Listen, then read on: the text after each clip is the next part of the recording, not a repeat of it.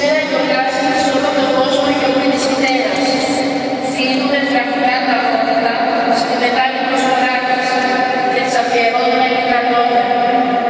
Λόγος για τη μητέρα από την κατηχήτρια Μαριάννα Φωτούρου.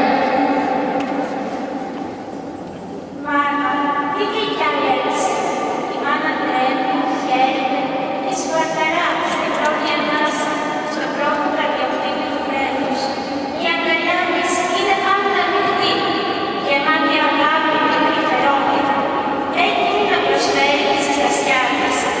Η ψυχή της άπεισος καλοσύνης και συγγνώμης, για το παιδί μου αγαπά, για το παιδί μου μονή. Πάντα μέσα του άνθρωπος έχει το οίκο αίσθημα. Όταν αρχίζει να μιλάει, το πρώτο που ξελίζει είναι το γλυκό της όνομα. Σε όλες τις χρήσιμες περιστάσεις του βίου, πάντα σε εκείνες τρέφει ιστορικά τη σκέψη, ανεξάρτητα πόσο κακομοιάζει.